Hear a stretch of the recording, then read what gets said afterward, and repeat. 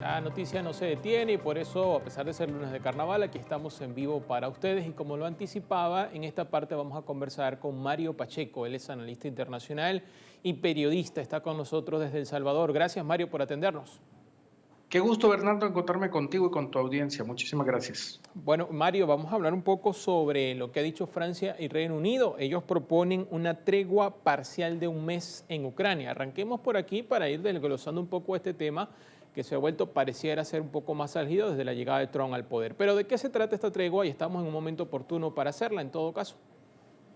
Solo si me permites un antecedente, quizás hay que tomar de base la reunión que pasó el pasado viernes Ujú. con el presidente Trump, que básicamente no se podía decir que no era lo esperado. Era un presidente Trump que había venido hablando mucho del reclamo económico que quiere hacerle por la ayuda brindada a Ucrania en el conflicto armado, y por otro, el vicepresidente J.D. Vance, que también tuvo palabras fuertes contra Zelensky y sobre todo que es una persona, un político estadounidense que ha venido marcando su campaña en un franco desacuerdo del apoyo de Estados Unidos a Ucrania. Tomemos eso como base.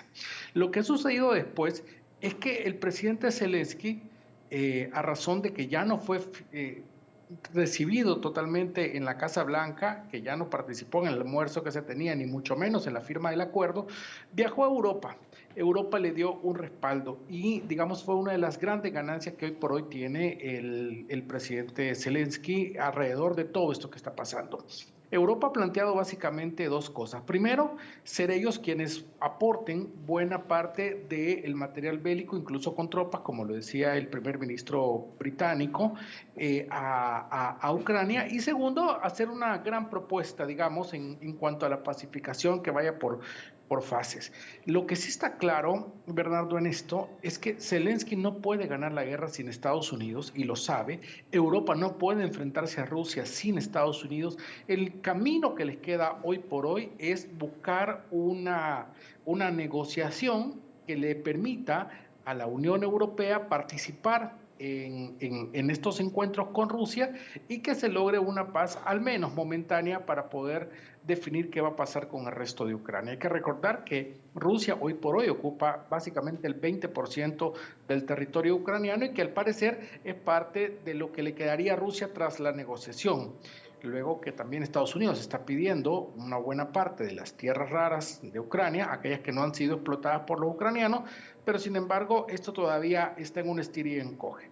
Lo cierto es que este conflicto no tiene hoy por hoy ni ganadores ni perdedores. Es decir, ni el presidente Trump ha logrado, como dijo en su campaña, en 24 horas terminar la guerra, pero tampoco el presidente Zelensky tiene una salida viable para este conflicto hoy por hoy. Bueno, como dicen por allí, para bailar hace falta dos y para hacer Claro. la paz también hacen falta dos. Entonces, hablamos de tregua, hablamos un poco de paz, nos presentabas la cara de Zelensky en este punto de Ucrania, de Europa, y este tema que lo hemos abordado con otros analistas en programas anteriores porque evidentemente ha sido noticia, algunos coinciden en que Putin no quiere de todo la paz. ¿Qué piensas? Yo creo que Putin lo que está pretendiendo es tener una mejor relación con los Estados Unidos sin perder las posesiones que ya tiene en Ucrania. Hay que recordar de que Putin había venido empujando, esto ha sido un desgaste para Rusia también, digamos, un gran empleo de recursos, no solo económicos, sino también a nivel de vida de soldados que han perdido la vida en esta guerra con Ucrania. También ha sido un debilitamiento diplomático con Europa, socios comerciales importantes y los bloqueos que han estado representando esta guerra a Rusia en ese contexto. Yo creo que el presidente Putin sabe que hoy por hoy tiene las de ganar. Es decir, tiene una buena relación con el presidente Trump, sí, hay una admiración mutua, como dice el mismo presidente de los Estados Unidos, y esto podría permitir que parte de los objetivos que pretendía el presidente Putin en Ucrania sean alcanzados. Sin embargo, esto podría fluctuar, depende de la participación de los países europeos y cómo se comporten alrededor de esto. Es decir, Europa ha comenzado un nuevo camino de independencia de los Estados Unidos. ¿Por qué? Porque necesitan independizarse en el tema del proteccionismo estadounidense hacia Europa. Hay que recordar que después de pasada la Segunda Guerra Mundial, Europa quedó muy dependiente de Estados Unidos y, por ejemplo, no logró alternativas que fueran viables en cuanto a la generación de energía. Y por eso es que, por ejemplo, Alemania principalmente es básicamente dependiente del gas, del gas licuado que brinda Rusia a través de este gran canal acuático, ¿no? Entonces creo que todavía hay mucho trecho que hacer. Yo creo que el presidente Zelensky tendrá que dar la vuelta atrás y regresar a los Estados Unidos a firmar este acuerdo, si es que quiere asomarse a un tema de paz. Pero, repito, difícil situación para Europa y para el mismo Ucrania si pierden el apoyo de los Estados Unidos. Creo que el presidente Zelensky perdió una oportunidad de manejar esto de una manera diplomática. Se dejó un poco provocar por los comentarios de J.D. Vance y por el presidente Trump. Creo que hubiera podido lograr más si hubiera hecho alarde de la diplomacia que ha venido haciendo en los últimos años. Justamente de eso quería preguntarle, Mario.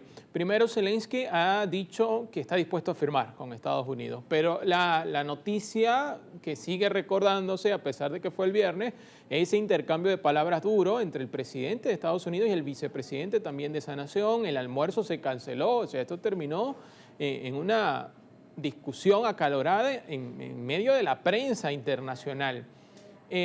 Conocemos una figura de Trump que es bastante tajante, podríamos decir, según se ha mostrado.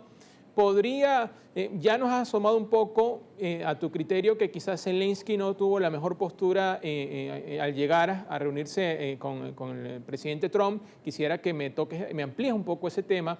Fue oportuno porque algunos aplauden a Zelensky, los otros critican a Trump, otros aplauden a Trump. ¿Fue oportuna el comportamiento de Zelensky estando allí en Estados Unidos? Y segundo, Trump, después de todo esto, irá a echar para atrás y a disculpar o a lo que sea con Zelensky. Yo creo que no. Primero decir que la actitud de Zelensky, bueno, fue un tanto complicada, digamos, a razón de los embates de palabras que hiciera primero el vicepresidente J.D. Vance. Como repito, J.D. Vance había hecho su campaña al Senado anteriormente con una retórica anti-ucraniana, es decir, nunca estuvo de acuerdo en el apoyo que Estados Unidos brindaba a Ucrania. Entonces, por eso era de esperar de que sus palabras fueran bastante fuertes contra el presidente Zelensky.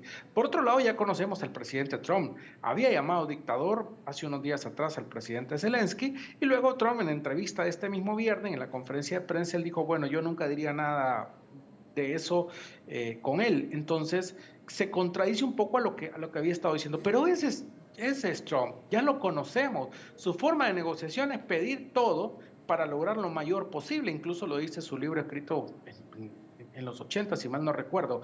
Entonces, yo creo que a Zelensky le faltó un tino diplomático. Creo que él iba un poco también predispuesto, sabía que iba a haber este ataque, hubiera hecho alarde un poco más de la diplomacia que lo ha caracterizado durante todo este conflicto y los logros que ha tenido. Aparte hay que recordar una cosa, él es un actor, es decir, maneja emociones, sabe cómo controlar emociones. Para mí, Zelensky pudo haber hecho más de lo que hizo y obviamente a pesar de que hubo un distanciamiento evidente entre la Casa Blanca y Kiev, o el presidente Zelensky, en esta reunión, no creo que lo más conveniente para Estados Unidos sea alejar el apoyo a Ucrania de manera inmediata. Creo yo que va a haber un segundo encuentro en que sí se va a firmar una carta de entendimiento, porque ni siquiera es un contrato, es una carta de entendimiento donde Zelensky va a ceder el control de las tierras raras, o al menos el 20% del control de las tierras raras a Estados Unidos, y esto va a provocar que se distensione un poco esa relación. Y solo termino con esto. Lo importante para Zelensky son las garantías de seguridad que le puede dar Estados Unidos. La única garantía de seguridad que le ofreció Trump en el pasado viernes es decir que el presidente Putin lo respeta a él como persona, que no es ninguna garantía, digamos, a futuro, porque va a pasar el gobierno del presidente Trump y la guerra podría reanudarse después. Pero esto habrá que ver qué es lo que pasa en los siguientes días, que en lo personal creo que sí se va a lograr la firma de este acuerdo y Europa va a tener que cambiar su manera de cómo maneja la seguridad en todo el continente. Y yo creo que van a haber apuestas importantes en este sentido. Y quizás la llegada de Trump, Mario, ha hecho que Europa justamente diga, bueno, con Biden estábamos un poco confiados, pero Trump nos llega ahora con otra postura y tenemos que ponernos las pilas en esta materia de seguridad, ¿no? Sí, porque no solo hay que ver a Rusia, hay que ver a Asia, hay que ver a China. Es decir, son países de corte autoritario de alguna manera que siempre están inmiscuidos en estos conflictos territoriales. Europa tiene una gran amenaza con Rusia hoy por hoy que tiene que ver desde mucho antes, digamos, de este conflicto. Hay que recordar que en la Segunda Guerra Mundial también había una fuerte presión contra los países europeos que después se transformó en la guerra que ya conocemos de Alemania contra el mundo, pero sin embargo creo que hoy es la oportunidad para que Rusia reflexione. Y por ejemplo, ellos apostaron a las energías limpias y se olvidaron un tanto de la energía nuclear que sí tiene Estados Unidos, que sí tiene Rusia, que sí tiene China, que sí tiene India, etcétera, y esto los coloca en una posición vulnerable. Habrá que repensar todo el tema de defensa europeo y cómo puede verse hacia el futuro cercano. No estamos hablando de un futuro lejano, tiene que ser a corto plazo y debe de haber grandes inversiones europeas en esta materia. Gracias, Mario Pacheco, analista internacional y periodista, por ayudarnos a entender un poco más a profundidad lo que ha sido esta situación entre Europa, Estados Unidos, Rusia, Ucrania, Donald Trump. Desde El Salvador nos atendió, lo despedimos y agradecemos una vez más por estar allí. Ustedes no se aparten, que hay más noticias al regresar.